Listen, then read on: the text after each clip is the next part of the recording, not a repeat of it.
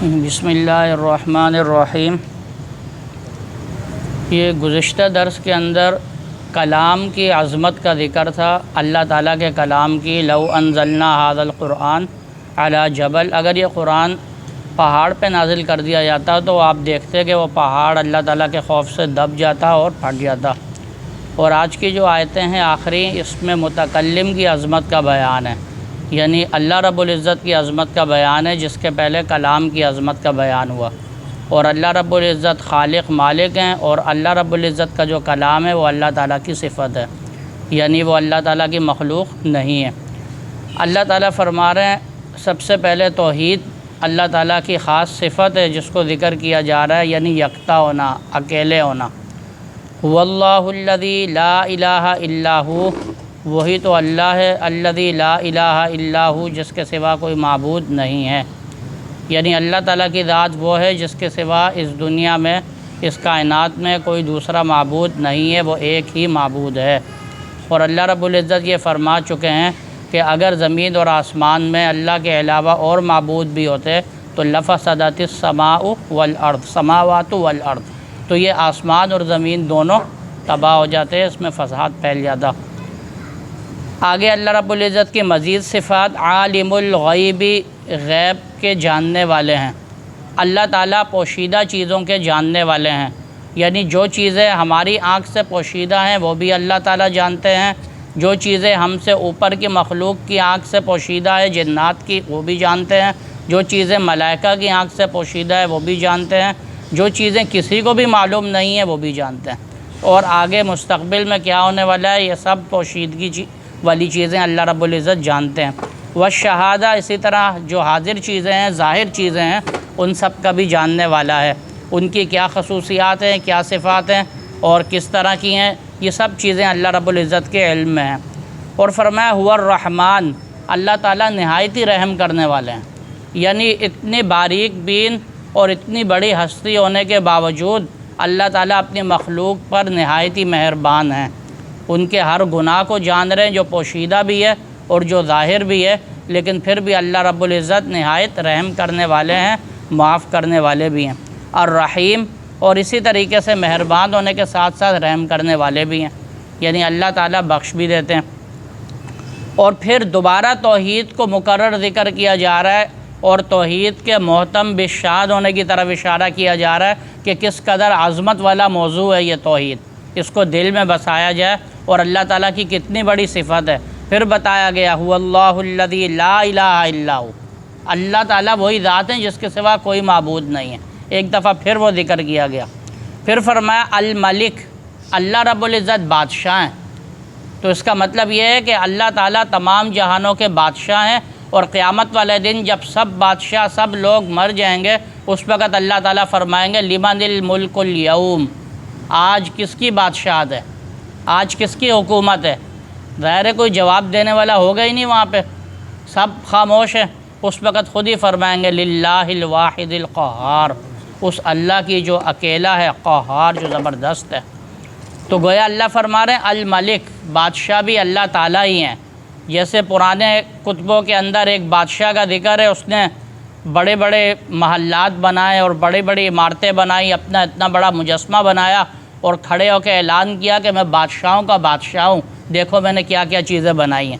اور وقت کے ساتھ یہ صورتحال ہوئی کہ وہ مجسمہ آدھا ریت میں دنسا ہوا تھا، بادشاہ کا پتہ ہی نہیں تھا، وہاں اینٹیں اینٹیں پڑی تھی۔ اس وقت اللہ تعالیٰ فرما رہے ہوں گے کہ ہاں وہ بادشاہ کہاں ہیں، وہ بادشاہ جو کہہ رہا تھا سب کچھ میں نے بنایا، آج تو یہاں کچھ بھی نہیں، اس کا مجسمہ، اس کی کھوپڑی آدھی تو زمین میں دنسی ہوئی ہے، باقی تو کچھ بھی نہیں رہا۔ تو اصل بادشاہ الملک وہ اللہ تعالیٰ۔ القدوس، اللہ تعالیٰ پاک ہیں۔ السلام، اللہ تعالیٰ سلامتی والے ہیں۔ تو قدوس، اللہ تعالیٰ ہر عیب سے پاک ہیں، نہ تو ماضی میں اللہ تعالیٰ سے کوئی عیب ہو سکتا ہے، کوئی عیب ثابت ہو سکتا ہے۔ السلام، سلامتی والے ہیں، نہ آئندہ کسی عیب کا احتمال ہو سکتا ہے کہ اللہ رب العزت کی ذات میں نعوذ باللہ کوئی عیب آ جائے، ایسا نہیں ہو سکتا۔ تو قدوس سے اشارہ ہوا کہ ماضی میں بھی کوئی عیب نہیں تھا، اور السلام سے اشارہ ہوا آئندہ بھی اس کا احتمال نہیں۔ ورنہ اللہ تعالیٰ نے جتنی مخلوقات بنائی ہیں، اللہ رب العزت نے اس میں اگر خوبیاں رکھی ہیں تو عیب بھی رکھے ہیں۔ ہر انسان کے اندر اگر خوبیاں ہیں تو کچھ عیب بھی ہوتے ہیں، لیکن حکم دیا گیا ہے کہ اس کی خوبیوں کو دیکھو، اس کے عیب کو نہیں دیکھو۔ ہر انسان میں اللہ تعالیٰ کی کوئی نہ کوئی صفت پوشیدہ ہوتی ہے، لیکن اللہ تعالیٰ کی ذات ایسی ہے کہ وہ بے عیب ہے، اس میں کوئی عیب نہیں ہے۔ پھر فرمایا المؤمن، یہ المؤمن جب انسان کے لیے بولا جائے تو اس کا معنی ہوتا ہے ایمان والا، لیکن جب المؤمن اللہ رب العزت کے لیے بولا جائے تو اس کا معنی ہوتا ہے امن دینے والا۔ ہر خوف کی چیز سے اللہ رب العزت کی ذات امن دینے والی ہے۔ یہ اللہ تعالیٰ کی صفت ہے کہ انسان کو جس چیز سے خوف محسوس ہو رہا ہو اس سے امن دینے والی ذات وہ اللہ رب العزت کی ذات ہے۔ اسی طرح فرمایا المہیمن، نگہبانی کرنے والا۔ اس کا مطلب یہ ہے کہ ہر بری چیز، ہر خطرے والی چیز سے اللہ تعالیٰ نگہبانی کرنے والے ہیں۔ اس کا مطلب یہ خوف کی چیز سے امن بھی دینے والے ہیں، نگہبانی بھی کرنے والے ہیں، یعنی اگر کوئی برائی آ بھی جائے تو اس کو ٹالنے والے بھی اللہ کی ذات ہے، کیونکہ ایک برائی ہے کہ اس کے آنے کا خوف ہے وہ نہیں ہے، ایک برائی ہے وہ آ چکی ہے تو اللہ کی ذات ہی اس کو ٹال سکتی ہے، اس کے شر سے بچا سکتی ہے۔ تو المہیمن بھی اللہ رب العزت کی ذات ہے۔ العزیز، زبردست، اللہ رب العزت سب سے زیادہ زبردست ہے، ان کا ہاتھ سب سے اوپر ہے اور باقی سب مخلوقات کے ہاتھ نیچے ہیں، ان کا کوئی اقتدار اختیار نہیں ہے۔ الجبار، جبار یعنی اللہ تعالیٰ بڑائی والے ہیں، یہ جبر سے ہے، اور جبر یہ جبیرہ اس پٹی کو کہا جاتا ہے کہ جب ہڈی ٹوٹ جاتی تھی تو وہ پٹی اوپر باندھی جاتی تھی جس سے وہ ہڈی جڑتی تھی، اس کو جبیرہ کہا جاتا تھا۔ گویا الجبار کا ایک مطلب یہ ہے کہ نقصان کو پورا کرنے والے ہیں، یعنی جو نقصان ہوا ہے وہ بھی اللہ رب العزت پورا کرتے ہیں، تو یہ جبار کا ایک معنی یہ ہے۔ المتکبر یعنی اللہ رب العزت بہت بڑائی والے ہیں، تو متکبر تکبر سے نکلا ہے، یعنی تکبر اللہ تعالیٰ ہی کی ذات کو شائع ہے، تو اللہ تعالیٰ سب سے زیادہ بڑائی والے ہیں، اور دوسروں نے جو بڑائی اپنائی ہوئی ہے وہ کچھ بھی بڑائی نہیں ہے، اور جو بڑائی اپنائے گا اللہ تعالیٰ نے اس کو چھوٹا کر کے دکھانا ہے۔ تو یہاں اللہ فرما رہے ہیں المتکبر وہی بڑائی والے ہیں۔ اور پھر فرمایا سبحان اللہ عما یشرکون، اور اللہ تعالیٰ پاک ہیں ان شریکوں سے جو لوگوں نے مقرر کیے ہیں۔ لوگوں نے جو اللہ تعالیٰ کے شریک مقرر کیے ہوئے ہیں، اللہ تعالیٰ کی ذات اور صفات میں جو اوپر صفات ذکر کی گئیں اور جو اللہ تعالیٰ کی ذات ہے اس کے اندر اللہ پاک فرما رہے ہیں کہ اللہ تعالیٰ اس سے پاک ہے۔ آگے مزید صفات هو اللہ الخالق، وہی اللہ خالق ہے، یعنی تمام مخلوقات کا پیدا کرنے والا ہے۔ یہ صفت خلق اللہ تعالیٰ کی خاص صفت ہے، اور اسی لیے میں نے آپ کو یہ بتایا کہ قرآن کریم اللہ تعالیٰ کی مخلوق نہیں ہے، یہ اللہ تعالیٰ کا کلام ہے اور اللہ تعالیٰ کی صفت ہے، اور اللہ تعالیٰ کے علاوہ باقی جتنی بھی چیزیں ہیں وہ اللہ کی مخلوق ہیں، عالم ہے، اور عالم فنا ہو جانے والا ہے، اور اللہ کی ذات فنا ہونے والی نہیں ہے۔ البارئ، البارئ کا مطلب ایجاد کرنے والے، یعنی اللہ رب العزت ہی پیدا کرنے والے ہیں، اور اللہ رب العزت ہی چیزوں کے ایجاد کرنے والے ہیں، ان کے اندر صفات رکھنے والے ہیں اور ان کے اندر ان کی خصوصیات رکھنے والے ہیں۔ المصور، صورتیں بنانے والے، تو اللہ رب العزت نے ہر چیز کی صورت اس کی خدمت کے مطابق بنائی ہے۔ پتھر کی صورت ایسی بنائی ہے جو اس سے کام لیا جا سکے، پرندے کی صورت ایسی بنائی ہے کہ وہ اڑ سکے اور وہ الگ نظر آئے، اور اسی طریقے سے چوپائی کی صورت ویسی بنائی، انسانوں کی صورت ویسی بنائی کہ وہ تمام مخلوقات میں اشرف ہے۔ اور آپ دیکھیں کہ مردوں کی صورتیں ہزاروں لاکھوں الگ، عورتوں کی صورتیں الگ، اور ایسا نہیں ہوتا کہ کہیں مرد اور عورتوں کی صورتیں ایک جیسی ہوں، اللہ پاک نے ہر ایک میں امتیاز رکھا ہے۔ یہ المصور ہے، اللہ تعالیٰ کی ذات جو صورتیں بنانے والی ہے اس میں حسن اور خوبی رکھنے والی ہے۔ فرمایا لہ الاسماء الحسنی، اللہ تعالیٰ کے اچھے اچھے نام بھی ہیں، اور بھی اچھے اچھے نام ہیں۔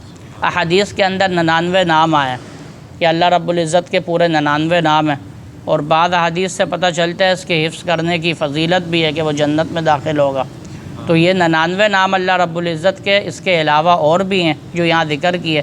فرمایا یسبح لہ ما فی السماوات والارض، اللہ پاک کی تسبیح کرتی ہیں ہر وہ چیزیں جو آسمان میں ہیں اور جو زمین میں، یعنی ایک تو زبان حال سے تسبیح کر رہی ہیں کہ اللہ تعالیٰ نے جس کو جس مقصد کے لیے پیدا کیا ہے وہ اسی مقصد میں چل رہی ہے، اور ایک زبان قال سے تسبیح کر رہی ہے کہ اللہ تعالیٰ نے ہر چیز کے اندر کچھ نہ کچھ شعور رکھا ہے اور وہ اللہ رب العزت کی تسبیح بیان کرے۔ جیسے ایک بزرگ کے بارے میں آتا ہے کہ ان کو جب حال آ گیا تو اللہ رب العزت نے ان پہ یہ پردے ہٹا دیے تو ہر چیز کی تسبیح سنائی دے رہی تھی، دیواروں کی، پتھروں کی۔ اب پیشاب کی حاجت ہوئی تو لوٹا اٹھانے لگے، وہ بھی تسبیح کر رہے، اب پریشان ہو گئے کہ میں اس کو باتھ روم میں کیسے لے کے جاؤں، تو تسبیح کر رہے۔ اس وقت انہوں نے دعا کی تو یہ کیفیت سلب ہو گئی۔ تو اس کا مطلب یہ ہے کہ ہر چیز اپنی اپنی زبان میں اللہ رب العزت کی تسبیح بیان کر رہی ہے۔ فرمایا وَهُوَ الْعَزِيزُ الْحَكِيمُ، اور اللہ تعالیٰ زبردست ہیں یعنی غالب ہیں، الحکیم اور حکمت والے ہیں۔ یہ سورۃ الحشر یہاں پہ ختم ہو گئی ہے۔ کس کا؟ جبار۔ جی ایک تو اس کا یہ جبیرہ سے نکلا ہے، جبر یعنی کہ نقصان کو توڑنے والا، اور ایک یہاں پہ جو انہوں نے مطلب لکھا ہوا ہے وہ میں نے آپ کو بتایا تھا، یہاں انہوں نے زبردست لکھا ہوا ہے۔ ویسے ہم نے جو پڑھا ہے وہ یہی ہے کہ نقصان کو پورا کرنے والا، جیسے چیزوں کو جوڑا جاتا ہے نا تو نقصان پورا ہو جاتا ہے۔ اس کے جو متضاد ہے وہ مجبور تو نہیں ہوگا؟ جی جبار کا متضاد ہے جس طرح خالق اور مخلوق ہوتا ہے۔ جبار کا متضاد نہیں، مجبور تو نہیں ہوگا، نہیں، وہ جابر کا ہے، اور جابر تو ایک سخت صفت ہے، وہ الگ صفت ہے، وہ تو ظالم کے اس میں آتی ہے، اور جبار بالکل الگ ہے۔